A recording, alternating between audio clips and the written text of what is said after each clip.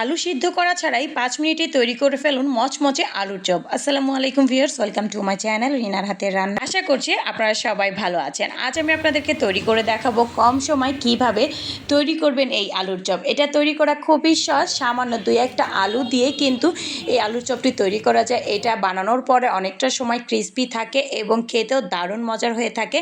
তো আশা করছি আমার রেসিপিটা আপনাদের ভালো লাগবে। তো চলুন মূল পর্বে চলে যাই। আলুর চপ তৈরি করার জন্য এখানে মাঝারি সাইজের 3টা আলু নিয়েছি। আপনারা চাইলে একটা বড় আলু দিয়েও করতে পারেন।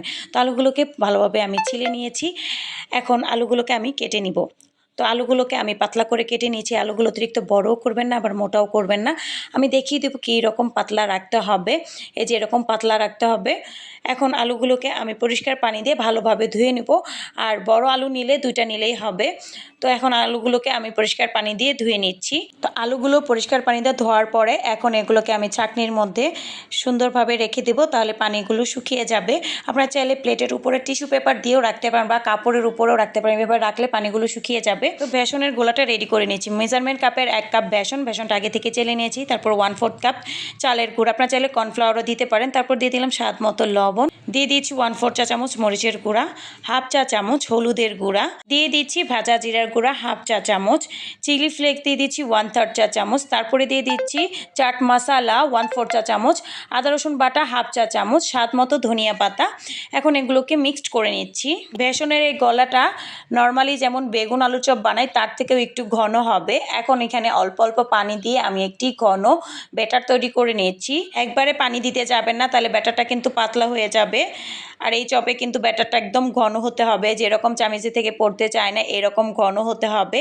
দেখে নিশ্চয়ই বুঝতে পেরেছেন। এখন এটাকে আমরা সাইডে রেখে আমরা আলুগুলোকে শুকিয়ে নিব। এখানে সবশেষে কিন্তু একটু তেলও অ্যাড করব। এই যে দেখুন আলুগুলো কিন্তু শুকিয়ে গেছে। তারপর আমি টিস্যু দিয়ে একটু মুছে নিচ্ছি যদি কোনো প্রকার পানি থাকে। কোনো প্রকার যেন পানি না থাকে, একদম শুকিয়ে নিতে হবে। তো এখন সবশেষে এখানে দিয়ে দিচ্ছি 1 টেবিল চামচ একদম গরম তেল। তেলটা দিয়ে এটাকে ভালোভাবে ফেটিয়ে নিচ্ছি।